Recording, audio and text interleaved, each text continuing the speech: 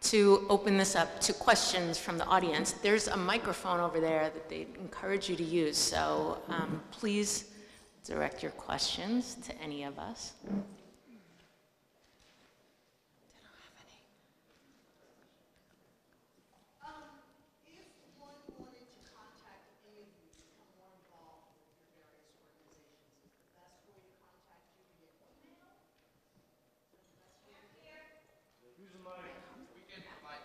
Sure. She had asked the best way to contact any of us is the best way via email. I can speak for myself and say, yes, that's the best way to find me. But Yep. Yeah, on the website, there's a general email that we check every day. Shirley? Right on the website. Yeah. Philip is amazingly efficient at email, too. He'll get back to you while he's still sitting up here, so he's really good.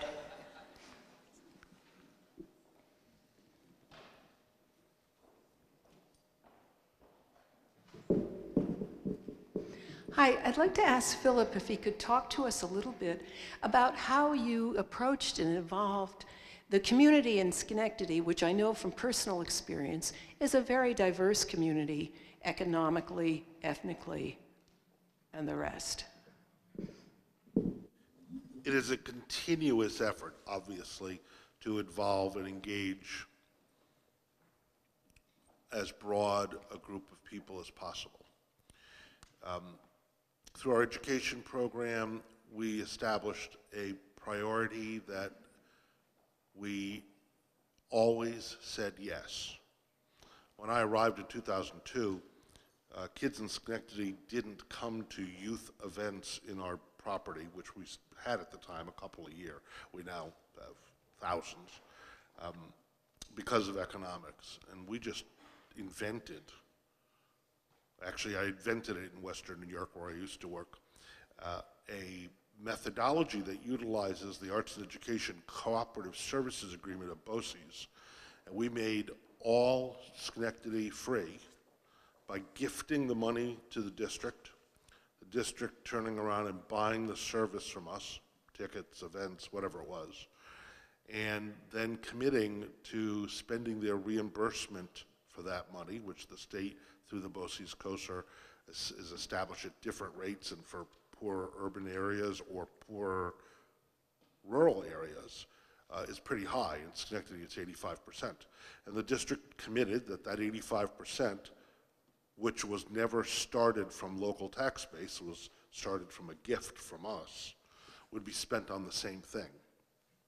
So at this point, the Schenectady School District has an arts and education budget of almost $750,000, and it will continue to grow.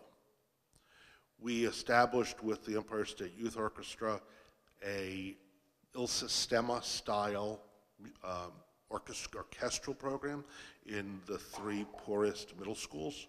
We now have 90 kids 5 days a week coming to our education center after school to learn the dignity of working together. I mean, they're learning an instrument, but that's not the reason. The instruments is secondary, as it is in Il Sistema in Venezuela. We're starting in January the exact same kind of program around theater training in middle school. And with the high school system, we're establishing a workforce program in January where 10 kids who are not going to college will be part of a media and theater training effort that will lead to interviews by employers. So the effort at the poorer end of the community is largely driven by our education efforts. Right. On the civic engagement side, you name it, and we stick our nose in it. If there is an issue in the community from the first loudly declared, the first time Black Lives Matter emerged from the shooting, we had public forums in our building that we instigated with the police department and with the community. When the first shooting happened in a movie theater, we had the sheriff, the police, the community coming together to talk about what that meant. we're the first place in the capital region to publicly have citizens response CRACE training, what to do in the situation if there's a shooter and you're in a building with a shooter. Even the school districts were afraid of that training, but it was critical. It's a critical lesson for all of us to have, and we do it once a year. Probably the most significant thing we did with adults was establish with our city mission behind us a program called the Ambassador Program. It utilizes training of people coming out of homelessness or addiction and giving them their first reentry into the workforce to welcome people to the theater, cross them across the street, welcome them to Proctor's, not be security, but be eyes. They're paid $12 an hour. We've done it for 8 years now. About a third of the ambassadors, which is about 25 a year, have gone on to full-time employment. And in fact, the community has adopted the ambassadors for all events, and now other people are hiring the ambassadors, and it's a remarkable transition from desperation to participation. It makes it possible that our neighbors who are not buying $60 and $70 and $80 tickets are part of our success and feel it. I often note, and I'm not afraid to say it, we have probably 8,000 linear feet of of exposed property, and we have never been tagged. And I am positive that that's because of these efforts. Can I ask a continued question with that, Philip, about your relationship with the elected officials and how the city representatives have worked with Proctor's, and how, can you describe a bit that relationship to guide us into our future? The County of Schenectady and the City of Schenectady have always been advocates. The county actually was an investor putting $1 million into the project 20 years ago, 18 years ago, and donating an abandoned department store, which we've converted to our education center and the GE Theater, and it's all part of our complex. So the county has been vested in Proctor's for quite some time. I meant the county too. Yes. Yes, okay. The city All elected. has not been engaged financially, but the city's efforts to make things work from a hospitality point of view have been remarkable. And we annually have a hospitality training program that is not just the people who park the car, who man the parking lots and the ambassadors and that kind of thing, but it's also the snowplow drivers, and it's the police, and it's all that it takes to show up in a community on a regular basis as a visitor. And it's pretty broadly accepted. This is who we are becoming. Has that been since the beginning, since 2002? So you've evolved with the city and the county in that fashion the whole time? Yep. And that's just for the speaking from a Hudson perspective, and not to dwell on it too much, but that's been one of our big things that's been holding us back. And a lot of the success that you see on Warren Street, or the developments, and that we have struggled a lot to have a relationship with. It's very different now. I'm speaking from a very good news is things are in transition, but there has been a long, slow, and I've only been here 10 years, but I'm friends with newcomers that have been here 25 to 30 years, and it has not been it's been an uphill battle for arts, culture, types to be working with elected representatives, and that's been very challenging, and I feel like we'd be much further along had that not been a challenge. Great news is things are changing drastically, and there has been, Rick Rector, thank you for being here, a new elected mayor. It's not a very easy position to fill a lot of the elected officials, so I also have a lot of compassion for, there's a transition happening, whereas maybe, and so the next 10 years, I believe, will be more easy sailing, but it sounds remarkable that Schenectady has had that from the beginning in its arts, culture, community evolution. And this is where data can really help too. Those numbers, employment numbers, revenues generated, it's so helpful to get those conversations going in any town. We have another question. George, I wanted to congratulate you on a well-constructed, fabulous response rate survey, which states the goal of the study was to assess the needs of the growing tourism market. And we're here at an Arts and Culture Forum. And the things that really jumped out at me and are the basis of my question are the last 6 bullets on page 6, where you discuss the median age, gender distribution, household income, education level, marital status, and race distribution, which are really startling numbers in the context of Hudson's demographic. And I was curious if any contemplation has been given to reinvesting in this type of survey structure to survey the residents of Hudson or the surrounding community as opposed to the visitors, and see how they can be engaged in development of arts, culture, and tourism from an, indigent perspective. Well, I don't know that I'd use the word indigent, but it sounds like a very useful idea. It wasn't part of the funding in the original genesis of this project, and perhaps it's a discussion we could have at some point about that. The demographic description of the audience that you're seeing is unfortunately the description that we see on a widespread basis in the arts community. It's often affected more by programming than anything else. And that's why I think the way to get at a lot of this is not from the demand side, but from the supply side, from what is offered and what brings people in. So it's a good recommendation. It isn't my call, but it's a very good recommendation.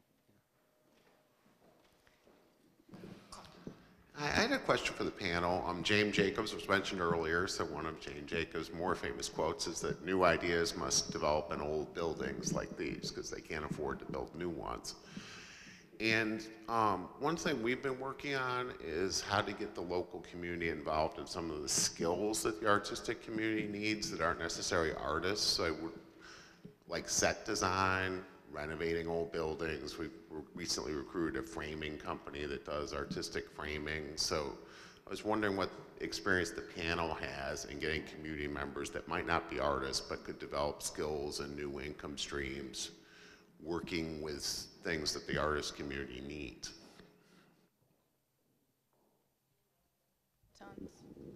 Well, I go back to the sense of mission, right? It's about how you do things.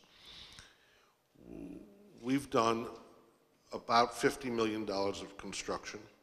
In the next 2 years, we'll be doing another $14 million with a relocation of Capitol Rep and a renovation of Universal Preservation Hall.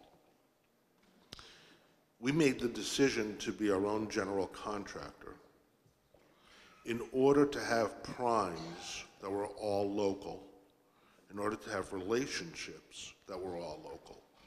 So at this point, we have relationships with electrical company contractors, HVAC contractors, Adirondack Studios, Savvy Sound, these relationships that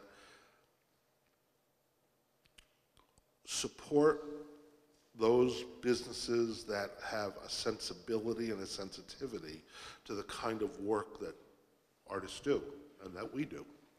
And that has yielded remarkable results because when we need something, we know who to call and how to get it done.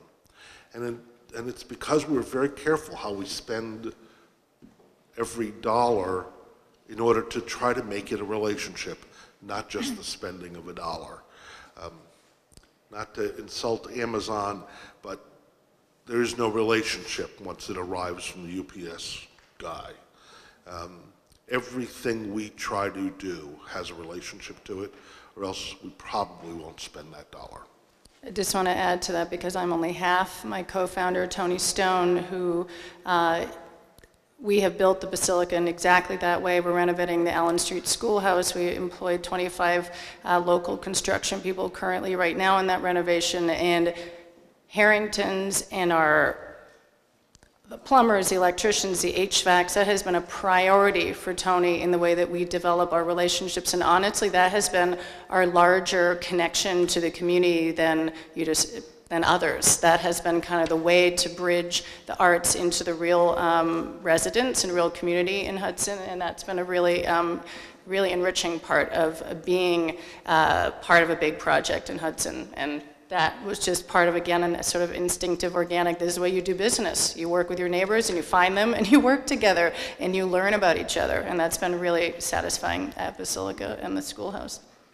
And that is the mark of these creative businesses, whether you're for-profit or not-for-profit. We are all mission-driven, right? There is no one, I see Hudson Brewing out there. When you make beer, you're not just making beer, you're employing people, you're putting your heart and soul into these things. That is the way we go about all of it. So, did you have a question? I think you were next. My name's Josephine. I don't work at Hudson Brewing, but I represent a liaison with them. I work a lot at the Basilica. I own a restaurant just outside of Hudson, Local 111 in Philmont, which is a very small town. And I'm trying to fight the stigma of the good old boys, of the network. So it's almost like there's this force field on the sidewalk between my parking lot and the community, and I can put myself out there and I can employ every kid in Philmont, I can bring everything I need to do. But the only way to support the restaurant, which is a hog, I love it, is to do weddings. For me, it really grew the business 35% this year, but I feel like I'm the only business reinvesting in my labor force and focusing directly within my community and not outsourcing and trying to create positive impacts within the community. I feel like sometimes it just falls on blank ears with other business owners, maybe because I'm 32, they're like, are you crazy? But I feel like then I'm very transparent in business too, but it's like every bit of working capital that we get, I like pump back into Philmont, and I'm like, it's hot right now, people are able to afford it, people are able to buy it, but like, how do I get down with the good old boys? Like, I don't know how, and the kids, and like, they can't get out of that town, you know, they're there. So good to have you here, and that's also a perfect example that restaurants, creative economy extension, that I can't answer the question because I've been in a similar situation, although time has changed things. This is all I can imagine to say, but it's very important that we talk about it and that somehow we bridge those. There's a reason why there's a separation. Some of it's generational, some of it, but it's, and it's exhausting a little bit because we do the exact same thing. We put everything back into where we live, who we work with, what we're doing, and sometimes feels like it's not, no one's noticing, but I think it's time, you know, and it is changing. Yeah. And just this idea of the region, not cities, not one county. As a region, we will unite, and we won't even notice the deaf ears. We will just work together over those deaf ears, and we will expand through our little cities and hamlets. It's very exciting, is that I think that we won't be bothered by it as we grow stronger together. I'm into the business network, and I do think in Columbia County, a lot of the business owners could focus more together on creating something more cohesive. And it's scary, but if it can be done, I know, you know. And it's the future, yeah. So. Our allotted time has come to an end, and so I want to wrap this up, but I think the panelists will be available after if you want to talk with them one-on-one. I've been very excited to hear the ideas and stories, and I'd ask you to join me in giving our speakers a big round of applause.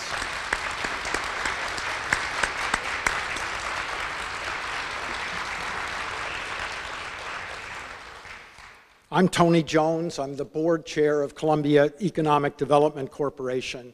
And I've spent 50 years working for various media businesses, so I know a little bit about an industry that's built on creativity. And it gives me great pleasure that today's event has spotlighted the importance of arts, culture, and tourism to economic development and the local economy. At CEDC, we know that Columbia County's cultural assets are among our greatest strengths here. Virtually any discussion we have with any company considering locating or expanding in the county inevitably ends up talking about the outstanding quality of life here. And that's been driven by the kinds of factors that have been discussed by our speakers today. People want to be in a place where they can buy local craft goods. They want to be in a place where they can admire and buy fine art, where they can see great music and theater, and where they can be regularly touched, even inspired by a culture of creativity.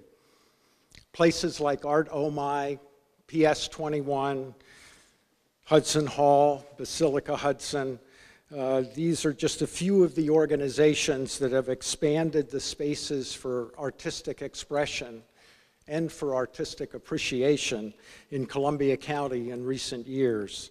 And the fact that they have become tourist attractions in their own rights speaks loudly about how the creative economy can function as an engine of economic growth. I'm happy to say here today that CEDC is committed to maintaining and amplifying this momentum, and we're prepared to support and foster projects that add to the quality, the diversity, and the depth of creative enterprise in Columbia County. We have a strong track record of working with both the nonprofit sectors and the for-profit sectors of the local economy. And that broad-minded perspective on what makes for positive, life-enhancing economic development is not going to change anytime soon. I can give you my word on that. I'd also like to thank again our sponsors for today's event: KeyBank, Kinderhook Bank, Price Chopper, Love Apple Farm, and Columbia Memorial Health. Without their generous contributions, this event would not have been possible. Before closing, I'd like to offer a special salute to my friend Gary Shiro, sitting in the back there. As he told you, he was hired in 1998 as the Hudson Opera House's first executive director. And back then, I can tell you that the majority of folks here didn't see him as a new sheriff arriving in town. I think they saw him as the babysitter of a white elephant with an uncertain future. That's definitely changed, happily. Gary's overseen the transformation of the Opera House into one of Columbia County's greatest assets, as the presence of those thousands of people at last Saturday's Winter Walk helped make clear. And more tangibly, he spearheaded the $8.5 million capital campaign that led, over truly intimidating odds, to the reopening of this performance hall. So now operating as Hudson Hall, this is the oldest surviving theater in New York State, and a national gem that would not be shining so brightly today without Gary's unceasing and heroic efforts over the last 2 decades.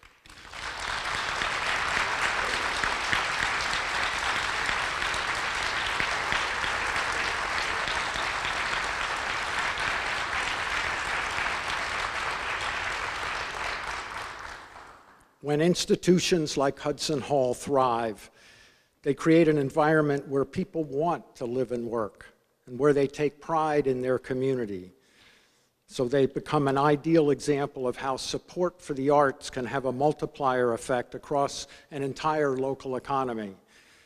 So thank you, Gary, both personally and on behalf of CEDC, for all the work you've done for Hudson and for Columbia County.